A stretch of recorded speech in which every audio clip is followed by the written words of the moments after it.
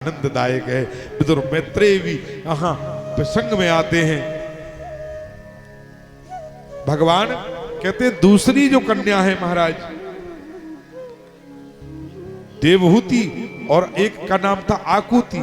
आकुति एक ब्रह्मा के पुत्र थे, 8 प्रजापतियों में रुचि प्रजापति उसको ब्याही थी। उनके गर्भ से भी भगवान ने 7वां अवतार लिया, यज्ञ पुरुष अवतार लिया। दक्ष प्रजापति को तीसरी ब्याही थी जिसका नाम था प्रसूति।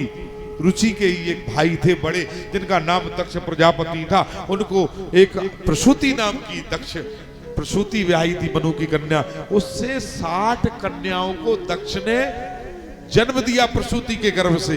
अश्विनी, भरणी, कृतिका, रोहिणी, मृगशिर, आद्रा, पुनस्वस, अस्लेखा, मघा, जितने भी ये नक्षत्र हैं चंद्रमा की ये पत्नियां हैं, ये दक्ष की कन्याएं हैं। प्रसूति के गर्भ से 60 कन्याएं। 13 कश्यप जी को ब्याही थी, कद्रु, विनीता, सुरसा, भार्गवी,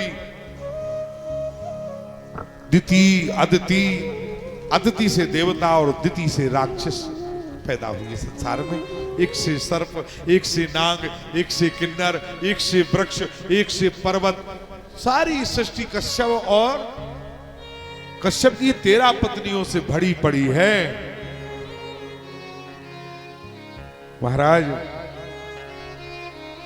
इस संसार में मैत्रेय विदुर जी से कहते हैं जन्म दुख्यम जरा दुख्यम जाया दुख्यम पुनः पुनः अंत काले महादुख्यम तस्मा जाग्रही जाग्रही। हे मैत्रेय विदुर कहते हैं इस संसार में सुख नहीं है, दुख ही दुख है। जन्म दुख्यम, जन्म के समय दुख है, जरा दुख, बुढ़ापे का दुख है, जवानी का दुख है। जाया दुख्यम पुनः पुनः, बार बार दुख पाता है। अंत काले महादुख्यम, अंत में तो इतना मरते समय दुख होता है इस संसार को छोड़ने से, संसार को छोड़ना नहीं चाहता है। भगवान शंकर भी सती को इसी चरित्र को सुनाते हुए कहते हैं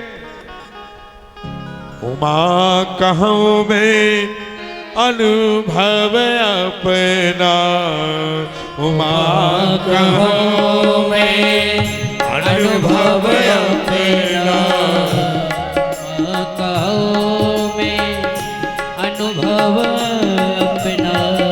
सत्य हरि भजन जगत सब सपना, हरि भजन जगत हरि सपना। मोहे निशा जीव सोवन हारा, मोहे निशा जीव सोवन हारा, मोहे निशा जीव सोवन हारा, मोहे निशा जीव सोवन हारा।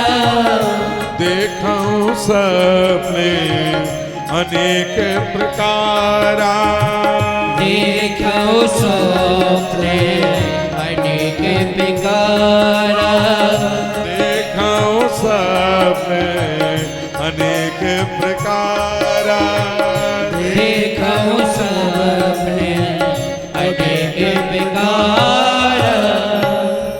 देखूं सपने अनेक प्रकारा, ओ निशा जिम सोवनहारा। उमा कहूं मैं अनुभव अपना, हे उमा मैं अपना निजी अनुभव कहता हूँ। सत्य हरि भजन जगत सब सपना। सत्य तो सब संसार में भगवान का भजन है, बाकी तो सब कुछ असत्य ही है। ईश्वर सत्यम जगत मिथ्या, ईश्वर सत्य है जगत मिथ्या है। भगवान की कथा से अरुचि का कारण ही था कि भगवान शंकर ने पत्नी को भी त्याग दिया।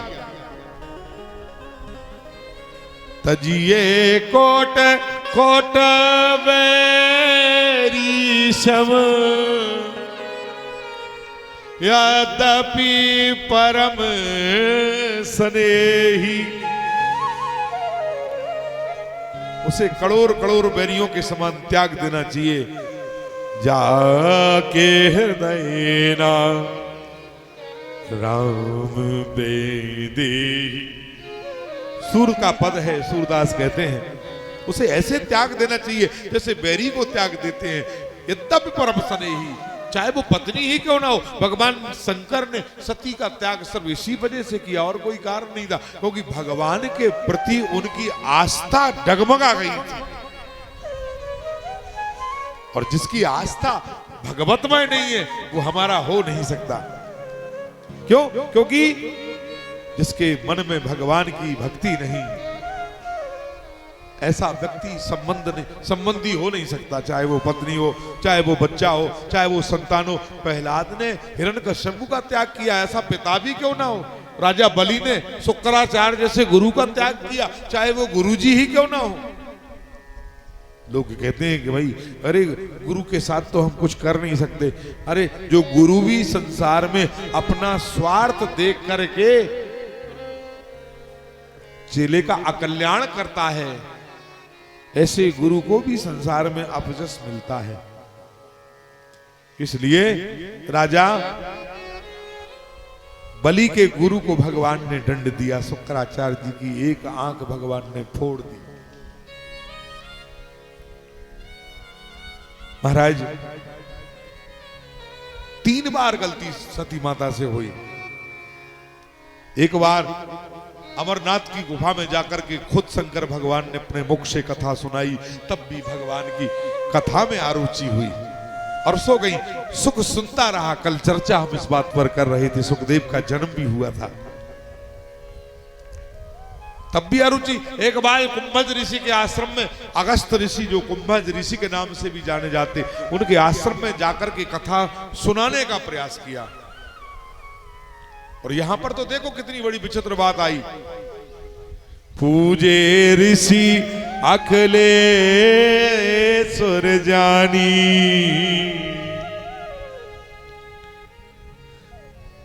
ऋषि अखिलेश्वर जानी।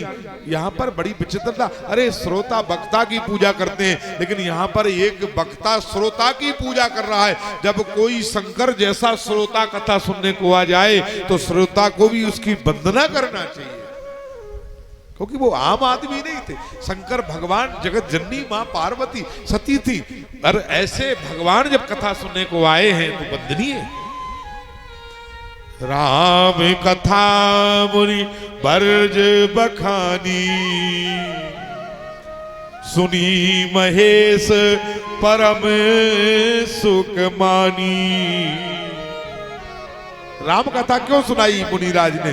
कृष्ण कथा सुना देते, क्योंकि राम के प्रति ही शिव की आस्था ज्यादा है, क्योंकि वो ही राम शंकर भगवान के इष्ट हैं। इसलिए श्रोता का मंतव्य जानकर के ही वक्ता को कथा करना चाहिए। श्रोता सुनना क्या चाहता है उसी बात को उसे सुनाना चाहिए। श्रोता सुनना चाहता है कथा और वक्ता चुटकुला सुनाता रहे, तब तो कथा नहीं होगी ना। और यदि चुटकुला ही सुनना है जनता के लिए तो फिर व्यास को चुटकुला ही सुनाना चाहिए, फिर कथा सुनाना नहीं चाहिए। कोई कीर्तन सुनने कथा में आता है, कोई कथा में हंसने वाले हास्य के विषय को सुनने आता है, कोई ज्ञान की बातें सुनने के लिए आता है। एक नई बहू होती है, वो किसी ससुराल में जाती है, ससुराल में कोई देवर कहता है भाभी जी थोड़ी तीखी बनाना ना सब्जी, मजा आ जाए। हाँ ठीक है देवर जी। दादाजी कहते बहू मिर्ची थोड़ी कम डालना, मसाले बहुत डाल देती हो, तेल भी कम रखना। ठीक है पिताजी। पति कहता है बढ़िया छौंका लगा के फ्राई कर देना। सास कहती कि फ्राई मत करो, किया करो बहू, फ्राई करते हैं तो पाचन ठीक नहीं होता, इसलिए थोड़ा कम फ्राई किया करो। ठीक है मम्मी जी। अब एक ही बर्तन में 4 लोगों के मन का भोजन बनना है, क्या दशा होगी उस बहू की बेचारी की। देवर को भी मजा आ गया भाभी, पति को भी बहुत अच्छी दाल बनी, ससुर को भी पसंद आ जाए, सासू मां को भी पसंद आ जाए। एक अनजान बेटी ससुराल जाती है, पता नहीं है कौन तीखा खाता कौन फीका खाता, कौन सीता। बनना एक ही बर्तन में है, एक ही बार छुकना है और प्रसन्न भी सबको करना है। रूल पता नहीं, रिवाज पता नहीं घर का, फिर भी उस घर में जीवन यापन करती है। इतनी क्षमता तो एक स्त्री में ही हो सकती है, पुरुष में नहीं हो सकती। अपना पिता का घर छोड़ करके भाई, बंधु, कुटुंब, कबीला, गांव, परिवार छोड़ करके एक नई जगह जाकर के मन को लगा लेती है। इतना किसी पुरुष में क्षमता नहीं है। नई जगह जाकर के मन, उसका शरीर तो वहां रहता है लेकिन उसका मन तो मायके में ही रहता है। 24 घंटे दिमाग में मायका रहता है, माता पिता रहते हैं, भाई बंधु रहते हैं, अपना घर रहता है और उसे अपना घर मानती है। लोग कहते हैं अरे जिस घर में पली बड़ी हुई उस घर के लोग कहते हैं कि ये घर तुम्हारा नहीं है, अब तुम पराई हो गई हो, इस पर तुम्हारा अधिकार नहीं है। तब क्या बीतती होगी उस लाली पर, उसका हृदय, उसका क्या जवाब देता होगा। जिस घर में पली, जिस घर में बड़ी हुई, एक ही मां की कोख से निकली, उसी मां ने पुत्र को जन्म दिया, उसी मां ने बेटी को जन्म दिया। और आज वही मां, पिता और वही घर वाले कहते कि अब ये घर तुम्हारा नहीं है। जिस घर की तिजोरी और चाबियां उसके हाथ में रहती थी, उसी घर में बिगर भाभी से पूछे आज उस कमरे में नहीं घुस पाती।